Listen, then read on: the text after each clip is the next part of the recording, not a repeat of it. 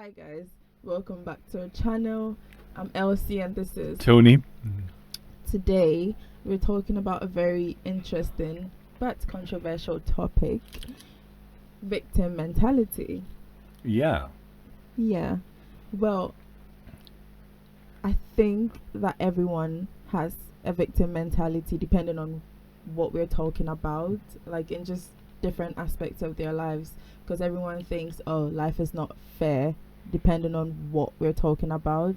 Like, I didn't have such a great education, or I didn't have the richest parents, or if I lived in a. And I feel like, well, that's why people move countries so much, because everyone thinks as well it's better elsewhere, or someone else's career is better, or, well, now, why do you think people have a victim mentality?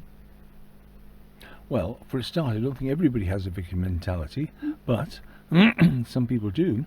And for a lot of reasons, whether it's people who feel have been oppressed Yeah. financially, or they've been oppressed because of their race, or they've been oppressed for a whole number of reasons, denied opportunities which others have been given. And sure, I think we'll have to understand that when we're looking at somebody who seems to, as I say, have the victim mentality. Mm-hmm. Um, I think we were listening to Candace Owens before, Yeah. and what came over that she was sort of very strong on people sort of putting the victim mentality to one side. Yes. What maybe didn't come over, and I'll let you sort of, because obviously you have more in common with Candace Owen than me.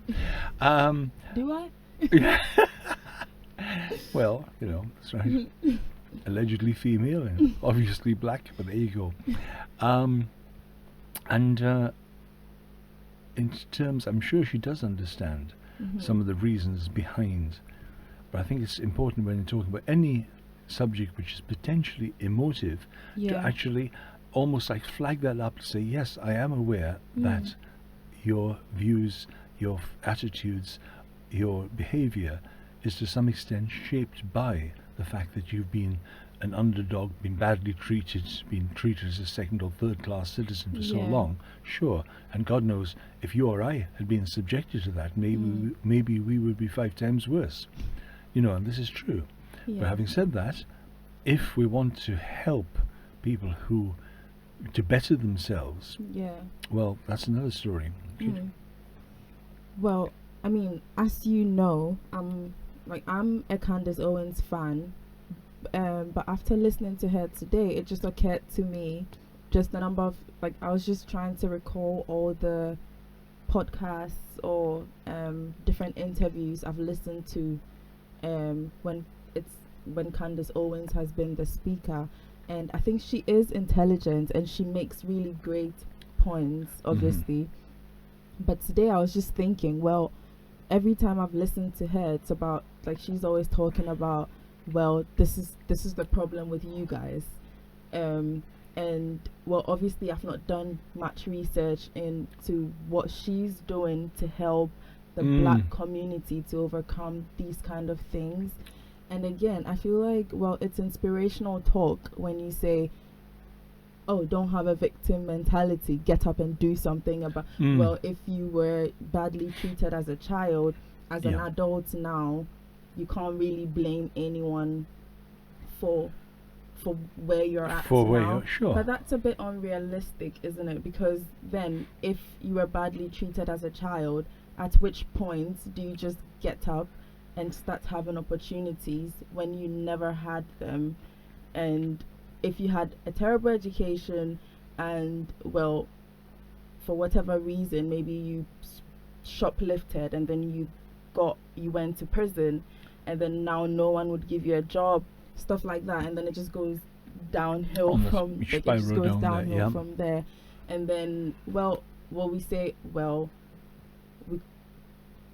we can blame your parents up to a certain point, and then at just at a certain point, it's up to you to make a life of yourself, which is true. But then I do think that we have a responsibility to, if we're so concerned about people and their victimhood or their victim mentality, then maybe do something about it.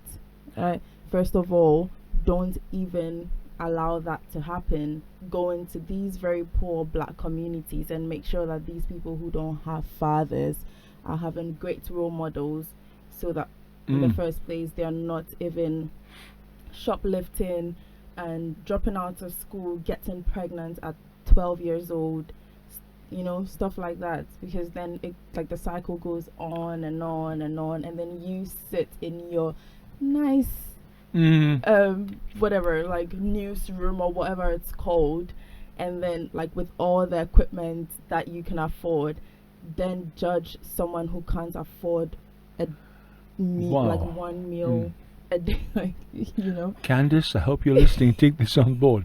No, but seriously, yeah, that is, in terms of judging, that's a good term not to use, in the sense of judging the individual as to why they are, what guilt or culpability they have for being in that situation.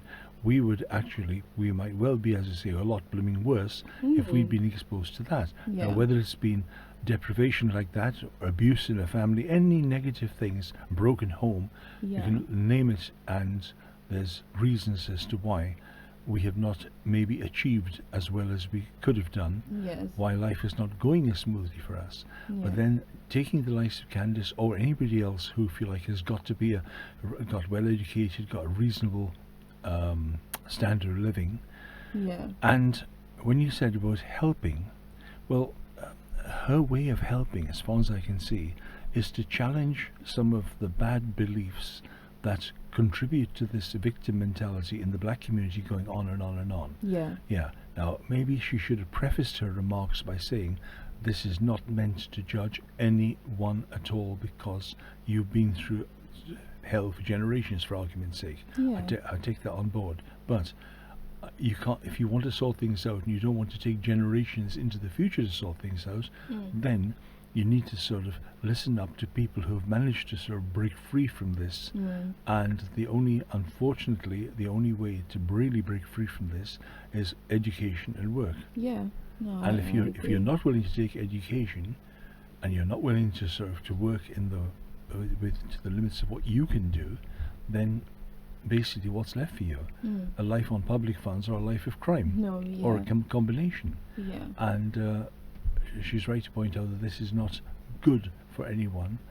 And here, I mean, regardless of race, in this country, in Britain, I mean, we've got the same kind of thing with our own indigenous population, those that have finished up on permanent sick, when they're not really sick, but they become sick, because when you stop having any hope in life, you stop working, you stop whatever, it just becomes a way of life.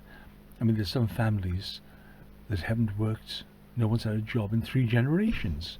That is crazy. Well, it is crazy. And okay, they may not, the 4th generation may not be very suited to work. Why? Because they played the wag off school, they didn't, well, why did they do this? But what can be done to sort that out? And it really this thing about life being unfair. Was a lovely story from an American admiral who, when as part of his training, the instructor gave him a punishment. He'd done nothing wrong. The punishment was to get wet with seawater, roll himself in sand, and then put his clothes on. And now you can imagine how uncomfortable it would be working the whole day. And he did it. And he asked the instructor afterwards, I did it, sir. Could you mind telling me what that was about? And he said, yes, I wanted you to learn a lesson that life is not fair. Now, it might be an unusual approach, but this is the reality. Life, in one sense, isn't fair. Mental talents, physical talents, financial wealth, good looks are not evenly distributed. No matter what we might pay lip service to the equality. Now, the only equality that really we can claim to is the equality that our basic dignity as human beings, especially if there's a religious aspect to it, that we're children of one God who made us. Sure, there's the equality of dignity, equality of value. But in terms of equality of talents or equality of anything else, no. And it's no use pretending otherwise. And if people are happy to remain where they are and not complain, fair enough. But then there's no use complaining and saying, I didn't have this, I didn't get the other, and not be willing to take the steps that are To needed make their lives better. to make it better. That's all. Yeah. Yeah. Well, great points, and we will come back. I'm sure we will. We Yeah. will come back to this topic because something has to be done, obviously. Cause, Yeah. well, you can't. I mean, how many generations on are people going to say, well, my parents didn't give me the opportunity, so I'm not going to give my children the opportunity, and then my children are not. Yeah. But then also at some point, well, the help needs to be given to these people. At least that's what I believe, because, well, what can you do with nothing, right? So so thanks for listening to our program. We have come to the end of our program, and if you've watched to this point, I'm guessing you're enjoying it, so kindly like, comment, subscribe. Sure. Until next time, it's bye. Bye for now. If you like this video, kindly like, comment, and subscribe. You can also find us on other social media platforms, on Twitter at Talk with Tony and on Instagram at talkwithtony.live. Don't forget, live, laugh, and most importantly, love. Watch out for the next video. It's bye for now.